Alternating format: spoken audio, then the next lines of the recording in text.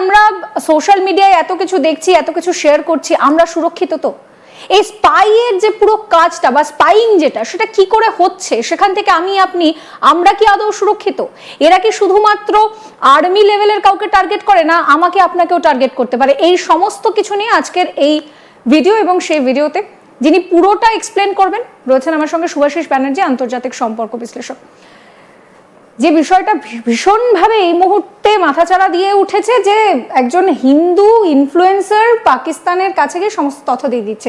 Spy মানে যেটা আমরা আগে সিনেমায় দেখতাম, সেই স্পাই ব্যাপারটা এখন এই মুহূর্তে দাঁড়িয়ে রাজনীতিতে ভীষণভাবে শোরগোল ফেলে দিয়েছে। আমি তোমার কাছে প্রথমেই যেটা জানতে চাইবো যে কি এই স্পাই ব্যাপারটা কি? দেখো, খুব সহজভাবে বলতে গেলে, স্পাইং বোঝাতে গেলে মাছ ধরা বুঝতে হবে, সায়েন্স অফ ফিশিং বুঝতে হবে। আগে বোঝো যে একটা গোটা পৃথিবী জুড়ে একটা বড় সড়ো পুকুর আছে, সেই পুকুরে ধরো একটা মাছ ধরার কম্পিটিশন চলছে, সবাই সবার মতো ছিপ ফেলে বসে আছে। এবার এই ছিপ ফেলে যারা বসে আছে, সেক্ষেত্রে বুঝতে হবে আমি যেই মাছটা ধরবো বলে বসে আছি, রাশিয়া সেই মাছটা ধরবার জন্য বসে নেই, ফ্রান্স সেই মাছটা ধরার জন্য বসে নেই, পাকিস্তান সেই মাছটা ধরার জন্য বসে নেই। এবার কে কোন মাছ ধরবে সেই অনুযায়ী সে বড়শিতে সেই টোপটা দেয়, টোপটা লাগিয়ে ফেলে রাখে, সেই ফিশটাকে ধরে। পয়েন্টটা হচ্ছে এইখানে একটা মজা আছে, এই ফিশিং যে গোটা ইন্ডাস্ট্রিতে আছে, এখানে কে ফিশ কে কাকে ধরছে এটা কিন্তু ভারী মজার। এটা নট নেসেসারিলি তুমি মাছ ধরছো মানে তুমি খাদক আর ও খাদ্য, সেটা নয়। অনেক সময় এটাও হতে পারে মাছরাও তোমাকে বড়শি দিয়ে তুলে নিতে পারে, তুমিও খাদক, তখন তুমি খাদ্য হয়ে যাবে, ও খাদক হয়ে যাবে। এই মাছ ধরার যে গোটা নেটওয়ার্কটাকে, এটাকে খুব ডেকোরেটেড একটা সিস্টেমে বলা হয় এসপেনজ বা স্পাইং। এবার এই যে এসপেনজ কথাটা তুমি বললে, এটা স্প্যানিশ শব্দ স্পাইং। এবং এখানে একটা খুব ইম্পর্টেন্ট জিনিস বুঝতে হবে, এই যে গোটা জিনিসটা কোন জিনিস কারণে এই গোটা ইন্ডাস্ট্রিটা দাঁড়িয়ে আছে সেটা বুঝতে হবে। সেটা কিন্তু ডেটা। এই যে ডেটা যেটা হয়, একটা ডেটা অদ্ভুত জিনিস। আমরা সবাই কম্পিউটার নিয়ে যারা ঘাঁটছি, মোবাইল ঘাঁটছি, আজকের ডেটে স্মার্ট মোবাইল হয়ে গেছে, সবাই সব ঘাঁটছি। সবাই কি ঘাঁটছি? ডেটা ঘাঁটছি। এই ডেটা যে ঘাঁটি আমরা, ডেটা বেসিক্যালি দুভাগে বিভক্ত। একটা হলো ইনফরমেশন, আরেকটা হলো আর্কাইভ। আমরা ওটাকে অনেক সময় ভাবি ইউজলেস ডেটা। একটা ইনফরমেশন যেটা আমাদের কাজে লাগে, আরেকটা যেটা কাজে লাগে না সেটাকে আমরা ভাবি অফ নো ইউজ। অ্যাকচুয়ালি সেটা কিন্তু গভর্নমেন্টের কাছে আর্কাইভ। মানে তোমার থেকে আমি 4টে তথ্য নিলাম, সেই 4টে তথ্যর মধ্যে 3টে তথ্যকে কাজে লাগিয়ে আমি তোমার জীবন শৈলী, তোমার ফ্যামিলি, তোমার হাসি খুশি, তুমি কি ভিডিও দেখতে চাও, কি ধরনের লাইফস্টাইল লিড করতে চাও, কি তোমার ফিউচারিস্টিক আইডিয়া আছে, সব বুঝে গেলাম। আরেকটা তথ্য আছে, যেই তথ্যটা আমার আপাতত দরকার নেই, সেই তথ্যটাকে কিন্তু গভর্নমেন্ট স্পাইংয়ে বা স্পনেজে ছুঁড়ে ফেলা হয় না, সেই তথ্যটাকে কনভার্ট করে দেওয়া হয় আর্কাইভে। কেন? পরবর্তীকালে যদি ওটার পার্সপেক্টিভে তোমাকে কোনোভাবে ইউজ করতে হয়, তাহলে ওই তথ্যটা আমার কাজে লাগবে। পুরো খেলাটাই হচ্ছে তথ্যর খেলা। কে কোথা থেকে কিভাবে কি তথ্য বার করতে পারবে, সেই তথ্যটা যত কম ভেঙে অন্য মানুষটার কাছে পৌঁছে দিতে পারবে, সেইটা সে তত বড় স্পাই।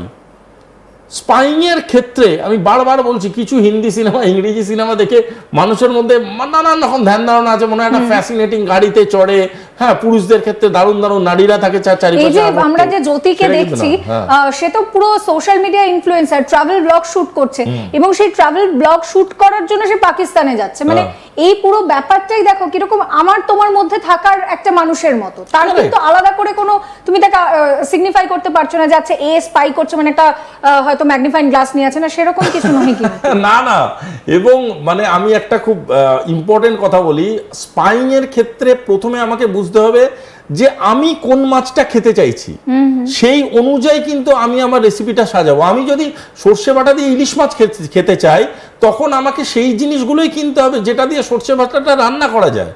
মানে আমার বোঝার চেষ্টা করো, আমি যদি মনে করি ইন্ডিয়ান টেরিটোরিয়াল পেনিট্রেশন ঘটাবো, বিভিন্ন জায়গাকার আমি ভিডিও তৈরি করাবো কাউকে দিয়ে, বা বিভিন্ন ইন্ডিয়ার হিস্টোরিক বেল্টগুলো বা কোনো ধরো ট্যুরিস্ট প্লেসেসের ভিডিও তৈরি করাবো, তাহলে কিন্তু আমার কাছে আইডিয়াল স্পাই যাকে আমি রিক্রুট করব, সে কিন্তু একটা ট্রাভেল ব্লগার হওয়াই উচিত। কারণ ট্রাভেল ব্লগার গিয়ে যদি সেই জায়গায় শুট করে তখন কিন্তু আমাদের অবাক লাগবে না যে এ কেন এসছে মন্দিরের ভিতরে, এ কেন এসছে এই ট্যুরিস্ট ব্লগে, তখন কিন্তু সন্দেহটা আমাদের মনে জাগবে না। অথচ আরেকটা জিনিসও খুব ইম্পর্টেন্ট এই মহিলার ক্ষেত্রে, যতটা আমরা পড়ছি বা জানছি, এই মহিলা কিন্তু তার এন্টায়ার ডেটাটা পাবলিক পোডিয়াম দিয়ে ট্রান্সফার করে দিতে পারে। পাবলিক পোডিয়ামে এর 80% ডেটাই আপলোড করে দিল, আমরা আনন্দে আনন্দে লাইক শেয়ার কমেন্ট করে দিলাম। অথচ যে পাওয়ার, সে কিন্তু বুঝে গেল যে এই ডেটাটা থেকে এন্টায়ার যা যা যা যা যা তথ্য পাওয়া দরকার সে পেয়ে গেল।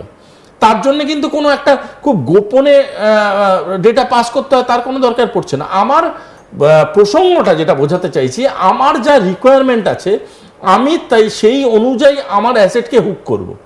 আমার যদি মনে হয় আমার এমন একটা লোক দরকার যে ইন্ডিয়ার এডুকেশন সিস্টেমটাকে স্পয়েল করবে, তাহলে আমার এমন কোনো স্টুডেন্ট লিডার দরকার যাকে আমি ফান্ড করে এমন কোনো ছাত্র বিপ্লব আনবো, যে ছাত্র বিপ্লবটা গভর্নমেন্টের চোখটা গোটা পৃথিবীর কাছে, মানে গভর্নমেন্টের প্রেজেন্সটা গোটা পৃথিবীর কাছে কালিমালিপ্ত করে দেবে।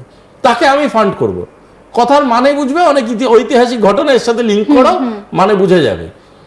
ইন্টারন্যাশনাল ফান্ডিং হয় যে ইন্টারন্যাশনাল অ্যাসেট ডেভেলপমেন্ট হয়, সেটার প্রসেসটাই এটা বলতে পারো মধ্যশিক্ষা পরিষদের যেরকম সিলেবাস হয়, সেই সিলেবাসটা গোটা পৃথিবী জুড়ে এক। এবার পয়েন্টটা হচ্ছে ফিজিক্স, মধ্যশিক্ষা পরিষদে বলা আছে ফিজিক্সে এই 10টা চ্যাপ্টার পড়াতে হবে। কোন স্কুলে কি পড়ানো হবে সেটা তার টিচারের উপর ডিপেন্ড করছে, কতটা সুন্দর করে সেই পড়ানোটাকে এক্সিকিউট করতে পারে। একটা স্কুলে দারুণ পড়ানো হতে পারে, একটা স্কুলে অতি নিম্ন স্তরে পড়ানো হতে পারে, একটা স্কুলে মানে এমন পড়ানো হচ্ছে যেটা তারা বারবার র্যাঙ্ক পাচ্ছে। এবার পয়েন্টটা হচ্ছে সে তার উপর নির্ভর করে কোন দেশের স্পাই নেটওয়ার্কটা কত ভালো কাজ করছে, এক্সিকিউট করছে তার রেসপন্সিবিলিটিস। কিন্তু তার মানে এই একবারও নয় যে তাদের সিলেবাস আলাদা। Basic structure of spying, basic industry of spying একরকম গোটা পৃথিবী জুড়ে কাজ করে।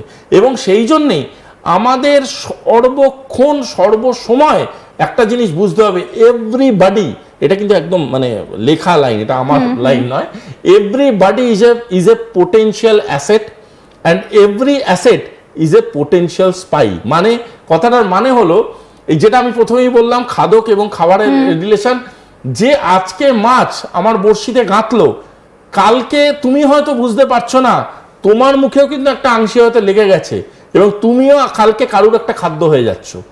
এই জন্যে বুঝতে হবে যে দেশের যা প্রয়োজনীয়তা সে সেই অনুযায়ী মাছকে গাঁথে এবং সে সেইভাবে জিনিসটা চলে।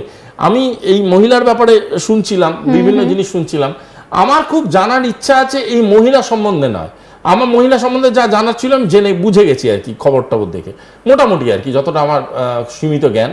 কিন্তু এই মহিলা কাকে কাকে ট্র্যাপ করেছে, যদি এ হানি ট্র্যাপ করে থাকে তাহলে কাকে কাকে ট্র্যাপ করেছে, যদি এ অ্যাসেট ডেভেলপমেন্ট করে থাকে তাহলে কিরম লেভেলে অ্যাসেট ডেভেলপ করেছে। এখানে দুটো জিনিস বুঝতে হবে। আমরা খুব সহজেই বলে দিচ্ছি যে একটা মহিলা ধরা পড়েছে মানে এ হানি ট্র্যাপ করতো, হতে পারে,